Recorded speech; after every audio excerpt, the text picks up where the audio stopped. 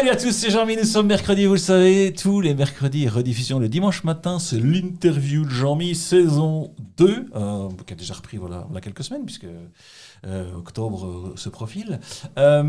Aujourd'hui, on va parler des énergies renouvelables, on va parler du fait de bien isoler ces maisons, puisqu'en face de moi, se sont assis 3 personnes pour la première fois, Pascal Gauss, Olivier Pezès et Nathalie Montfort.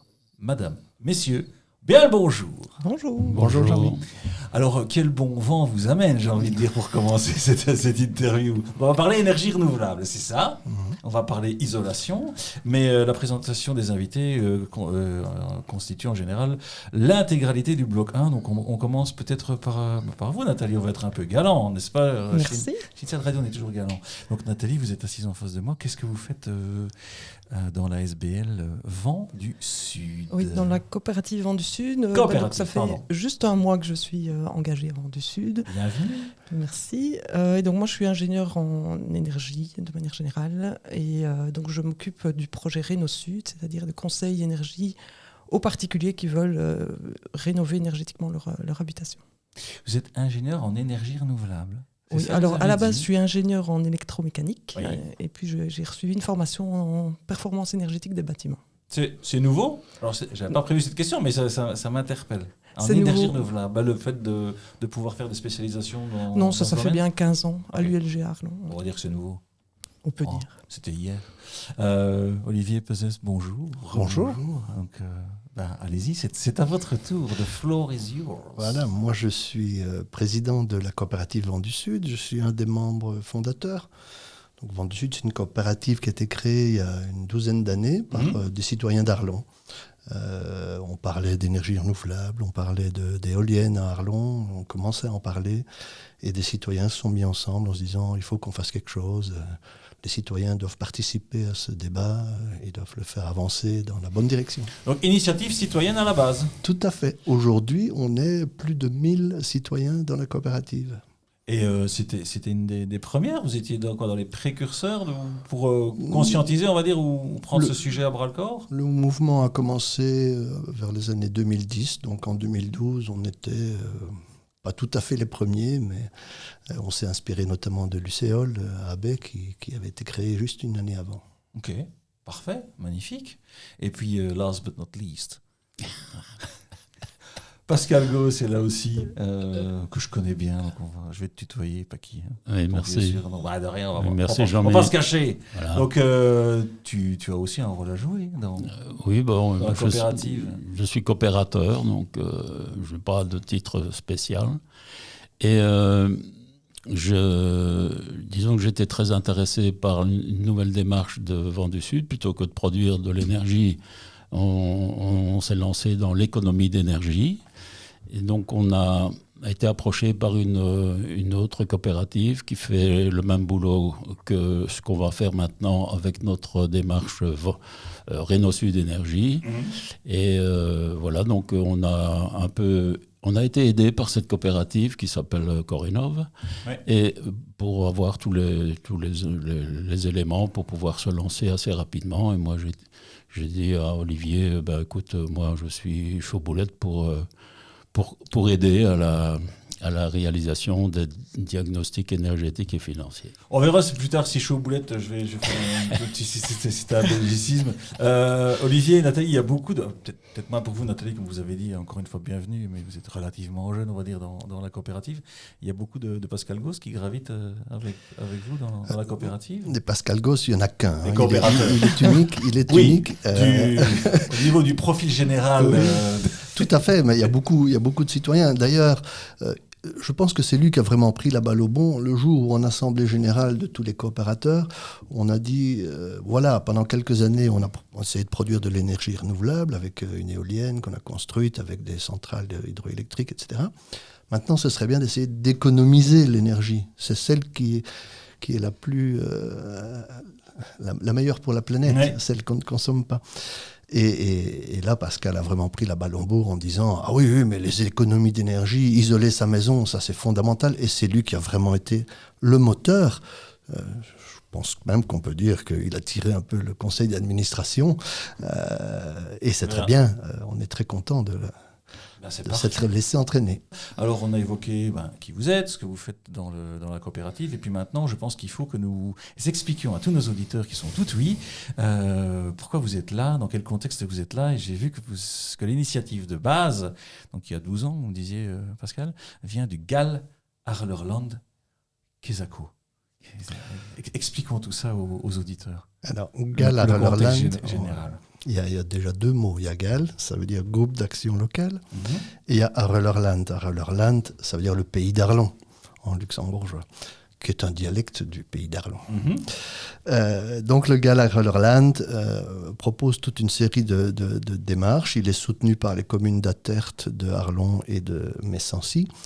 Il propose toute une série de démarches, dont un certain nombre de démarches relatives à l'énergie.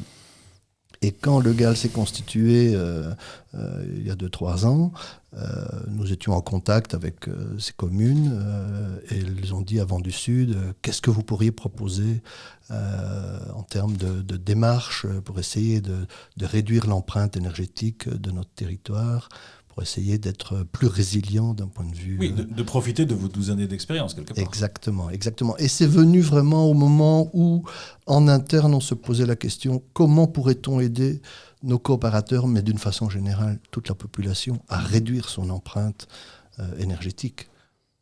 Je me suis un peu documenté avant de commencer, n'est-ce pas ? J'ai vu, j'ai entendu, j'ai lu que vous visez à permettre aux citoyens de se réapproprier la production d'énergie à l'échelle locale. Votre objectif est de promouvoir une transition énergétique harmonieuse et de sensibiliser le public à la maîtrise de sa consommation d'énergie. C'est ce que vous avez pleinement retrouvé, Nathalie, en rejoignant la coopérative ?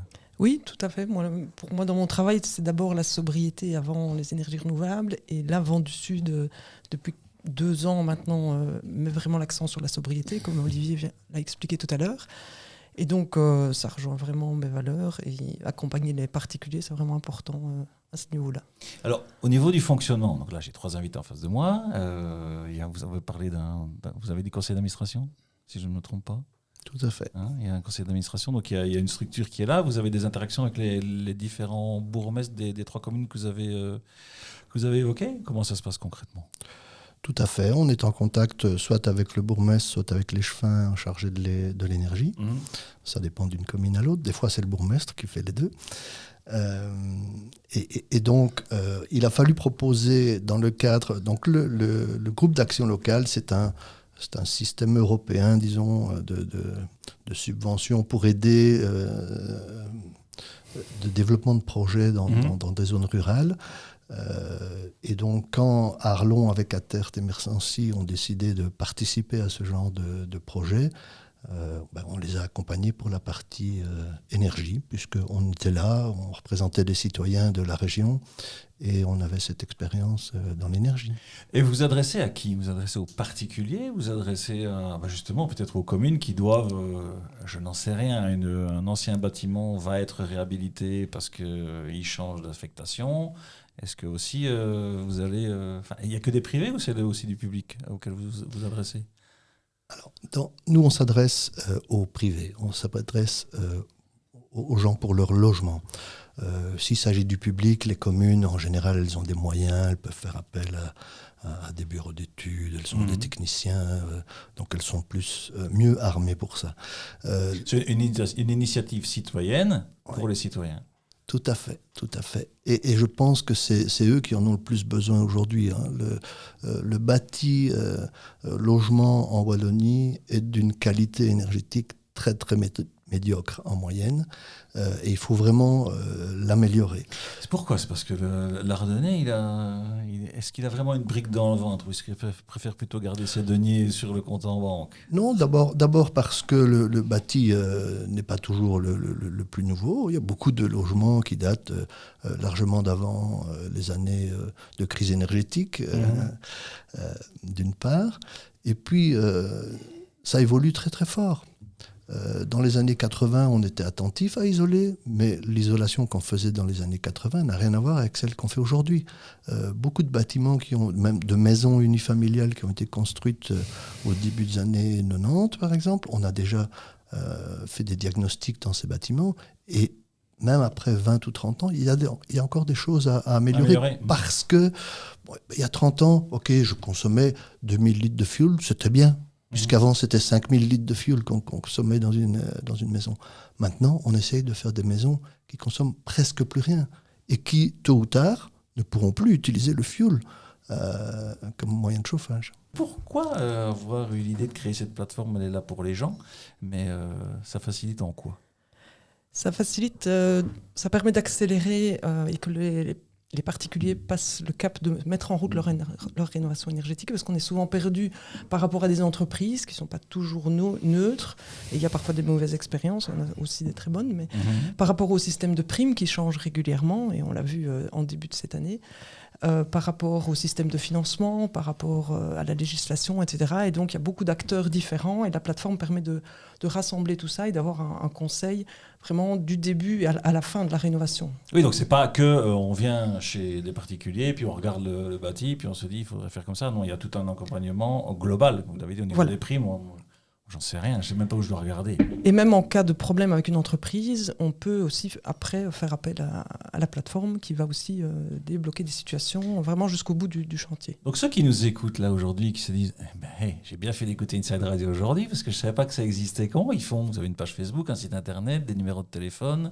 du TikTok, des affiches, des pancartes. Faites de la pub d'ailleurs après via Inside. Non mais comment on vous trouve? C'est quoi le canal principal pour trouver la coopérative Vent du Sud? Alors, on fait des séances d'information dans les différentes communes. C'est toujours un premier contact utile pour les gens qui sont intéressés. Donc, il va y en avoir ici aussi bien à Tertre qu'à Arlon, qu'à Messancy, qu'à Aubange dans les semaines qui viennent. Ok, donc on retrouve toutes les infos sur, à mon avis, les sites internet des communes et ou les bulletins communaux. Voilà. Évidemment, on trouve toute l'info également sur le site www.ventsud, au pluriel, vent.be. Section Réno Sud, puisque c'est le nom du projet. Et puis on peut aussi appeler la coopérative qui se trouve à Arlon. Donc, une fois qu'on a pris contact avec vous, on se dit, ben oui, venez chez moi. On envoie Nathalie, toute fraîchement arrivée, ou on envoie le vieux briscard, Pascal. Qu'est-ce qui se passe, Pascal, quand on arrive chez les gens? Tu fais quoi? Eh bien, donc, il y a une petite partie administrative, hein, donc on a besoin d'avoir des informations sur le revenu. Ça dépend un peu pour avoir les primes, hein, donc ça dépend des revenus. Et puis, alors, on fait le tour de la maison et on voit un peu tout ce qui est améliorable en termes d'énergie. Et notre but, c'est d'arriver à proposer un ensemble de choses cohérentes pour que la citerne à mazout et le chauffage soient supprimés et pour passer à la pompe à chaleur. Donc ça, c'est vraiment, on donne, je dirais, un maximum d'informations, un maximum de travaux à faire. Et ce sont les gens, évidemment, qui choisissent en fonction de leurs revenus ce qu'ils peuvent faire pour y arriver. Les gens qui vous contactent, c'est quoi la proportion de... Parce qu'on entend certains climato-sceptiques, on va dire, mais c'est des gens qui tentent le coup, c'est des gens qui sont automatiquement, de facto, convaincus parce qu'ils ont entendu « je veux faire ça », ou c'est plutôt des gens qui se disent « ouais, je suis pas convaincu, mais bon, allez, je vais pas passer une heure avec eux ». C'est gratuit d'ailleurs ou pas, votre audit? Non, ça coûte, pour s'inscrire, ça coûte 80 €. Oui, ok. On les rembourse quand il y a des travaux pour 500 €. Ok. Donc voilà. Mais donc quoi, c'est plus des gens qui tentent le coup, ou des gens qui sont absolument persuadés qu'il faut faire ça? Il y a un peu de tout. Mais généralement, ce sont des gens qui font de l'optimisation. Donc, et là, c'est quand même assez difficile de dire... bon, allez, prenons un exemple. Pour changer une passoire énergétique en une maison basse énergie, il faut 150 000 €. Donc quand vous avez une maison qui consomme 2 000 €, je dirais, d'énergie fossile, le calcul est simpliste. Il faut 75 ans pour améliorer. Donc les gens préfèrent mettre leur argent parfois à racheter une nouvelle passoire énergétique et avoir les dividendes des locations, etc. Okay. Donc, mais ça peut arriver. Hein, donc on est tombé sur les 130 diagnostics que nous avons faits. Nous sommes tombés sur un pur. Et lui, il a vraiment... c'est un jeune, il a eu un héritage. Donc il a mis tout son héritage pour Oui, pour la bonne cause, mais parce pour que transformer. il est persuadé que... C'était une maison des années 70 et il a suivi tous nos conseils. Donc tous nos conseils sont concentrés dans un petit guide de l'isolation que l'on distribue gratuitement. Là, quand vous allez faire dans les communes les différentes soirées, c'est ça. Voilà. Ok. Je pense que tout le monde est sur une échelle entre j'y crois totalement ou j'y crois pas du tout. La plupart sont quelque part entre les deux. Et le travail qu'on essaye de faire avec eux, c'est leur montrer il y a des petits pas qui peuvent être faits, mais aussi des grands pas qui peuvent être faits. Dans votre situation, si vous n'êtes pas convaincu pour plus que quelques petits pas, mais voilà les quelques petits pas qui vaut vraiment la peine d'être faits. Si on voit qu'ils accrochent, on va proposer plus loin. On propose de toute façon toujours beaucoup plus loin que ce que les gens pensaient à l'origine, sauf dans les cas comme Pascal vient de le citer. Parce que je pense que c'est important que les gens ouvrent les yeux et comprennent quels sont les enjeux. Les enjeux ne sont pas seulement économiques. Les enjeux sont aussi du confort. Un bâtiment mal isolé et un bien isolé n'a pas le même niveau de confort. Les enjeux, c'est aussi qu'est-ce qu'on laisse à nos enfants. Quelle planète est-ce qu'on laisse à nos enfants? Est-ce qu'on laisse une planète qui jette l'argent par les fenêtres, qui consomme... Oui, est-ce que tu es citoyen? On l'a dit, vous êtes une coopérative citoyenne pour les citoyens. Vous savez quoi, Olivier? Vous m'avez fait penser à sortir la citation du jour qui est de Al Gore, l'ancien vice-président des États-Unis d'Amérique entre 1993 et 2001. L'énergie renouvelable est une question d'équité, de santé et de sécurité pour nous tous. C'est un petit peu ce que vous venez d'évoquer. On parlait des primes. Il y a vous voyez des tendances actuelles, générales, Nathalie, peut-être, en Belgique, en Wallonie. J'ai l'impression, en vous écoutant, qu'on a du boulot en Wallonie. Par rapport au contexte des primes ou par rapport à la rénovation? Rapport à la rénovation. Oui, oui, les primes viennent avec, clair. Mais voilà, on est peut-être un petit peu en retard. C'est clair, ne fût-ce que les isolations de toiture, il y a encore énormément de toitures qui ne sont pas isolées, ce qui est la base dans un logement. Les chaudières au mazout, on parle quand même d'en sortir très rapidement. C'est déjà le cas dans d'autres pays européens.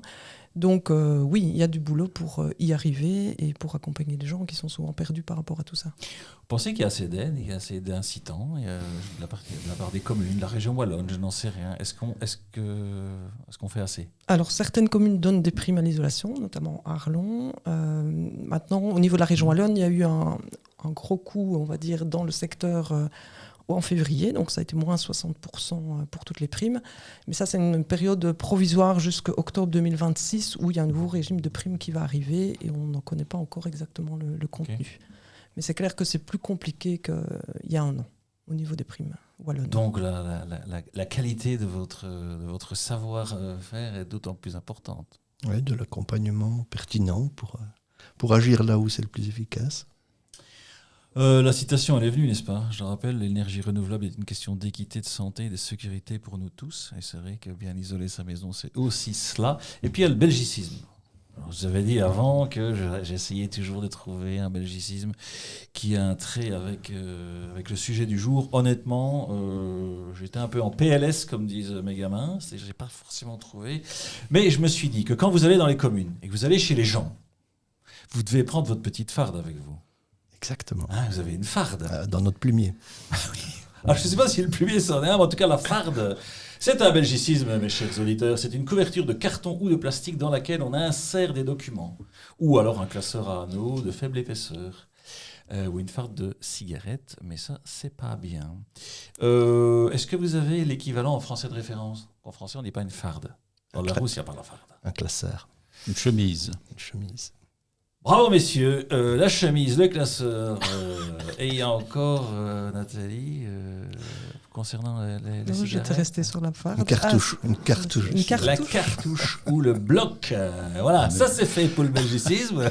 Vous en avez un autre par hasard qui vous vient à l'esprit ou pas du tout? Eh bien c'est pas du tout. On est très inspiré. Ah bah oui, mais c'est comme ça, ça se fait comme ça. Alors, donc qu'est-ce qu'on n'a pas évoqué? On n'a pas évoqué le futur, les projets peut-être, dites-moi. Moi, je voulais juste préciser que c'était pour les habitants des communes d'Aubange, Messancy, Arlon et Attert. Je ne sais pas si ça a été assez clair. Voilà, mais c'est très bien de le repréciser, mais alors, comme Inside Radio va quand même jusqu'au Wavre, puis il va jusqu'au Findel, puis il va de Liège à Thionville. Est-ce que vous savez s'il y a d'autres coopératives comme les vôtres qui se sont développées on va dire en Wallonie par exemple? Tout à fait, tout à fait. D'ailleurs, on l'a évoqué un tout petit peu au début. On a suivi un modèle que Korenov, qui est une coopérative de la région Namur-Jamblou, a développé. On a d'autres collègues à Liège, Copperlic, qui fait le même type d'approche. Ça se développe, ce genre de plateforme, un peu partout en Wallonie. Mais c'est vrai que dans le sud de la Wallonie et de la province de Luxembourg... On n'a pas une ardeur d'avance, quoi. On essaye. Il faut toujours avoir ça en tête. Mais c'est bien. Et par rapport, je sais pas, par rapport à la Flandre, on est en avance, on est en retard. On est peut-être un petit peu en retard. Non, j'en sais rien. Quoique, bien, ce n'est pas grave. Ce n'est pas grave. Est-ce qu'il y a eu des bons moments? Est-ce qu'il y a eu quand vous avez fait des audits énergétiques ou quand vous avez créé cette coopérative là, 12 ans, vous avez dit, ah oui, rien que pour ce bon moment-là, j'ai bien fait de le faire? La coopérative, c'est clair qu'il faut quand même s'imaginer, il y a 12 ans, 33 personnes qui se connaissaient plus ou moins, 33 citoyens d'Arlon se disent, tiens, on parle d'énergie renouvelable, on parle de toutes sortes de questions comme ça. On veut faire quelque chose. Personne n'aurait imaginé, il y a 12 ans, qu'on serait 1000, 12 ans plus tard, qu'on aurait construit une éolienne le long de la E411, qu'on aurait participé à toutes sortes de projets d'énergie, et qu'on serait en train d'essayer d'aider toute la population locale à rénover son bâtiment pour essayer de consommer beaucoup moins. Je pense que... Donc vous le referiez? Ah bien sûr, ça c'est l'énergie des citoyens qui ne savent pas où ils vont, mais ils y vont. Et ça marche. 33, voilà, 12 ans, 1000 maintenant. Alors vous qui nous écoutez, si vous deviez aujourd'hui avoir ce genre d'idée et vous regrouper en petits groupes de citoyens pour porter un projet tel que celui-là, voilà, 12 ans, ce serait lequel? Je vous laisse avec cette question en suspens. Et je vous remercie tous les trois d'être venus au micro d'Inside Radio, la radio plus proche de vous. Pour le coup, on y est en plein. Est-ce que vous avez encore quelque chose à ajouter? On redit où on vous trouve, comment on vous trouve. Donc, dans les communes, dans les différents bulletins communaux et dans les salles communales, je sais pas. Tout à fait. Sur le site www.ventsdusud au pluriel.be. Ou bien vous passez 41 rue des Capucins, c'est là qu'on se trouve à Arlon. 41 rue des Capucins. Et on vous offrira un petit café et on discutera l'affaire ensemble. Parfait, encore merci. Vous avez prévenu, parce que parfois je me rends compte que c'était un piège, donc je ne fais pas de piège. La chanson de sortie, c'est vous qui la choisissez. Alors, pour vous qui nous écoutez, il y a quand même eu un petit débat, on met laquelle? Et puis Pascal avait une chanson, on a tous fait « ouais, bof » quoi. C'était Félicie aussi. Non, c'était... Au bal du petit Ajaccio, voilà, on ne danse pas le mambo. Donc on a dit non. Je ne sais plus ce que vous avez choisi. Octobre de Cabrel. Ah oui, Octobre de Cabrel. C'est de très bon choix de saison. Samedi soir sur la Terre, n'est-ce pas? Réécoutez cet album. C'est pas la première fois qu'il y a une chanson de cet album-là qui sort. Bref, encore merci. Longue vie à la coopérative Vent du Sud. Portez-vous bien. Merci. Avec plaisir. Et quant à moi, comme d'habitude, je redisparais pour mieux renaître de mes cendres, tel un phénix la semaine prochaine. Et d'ici là, mes chers auditeurs, comme d'habitude, quoi que vous fassiez, faites-le bien. Ciao.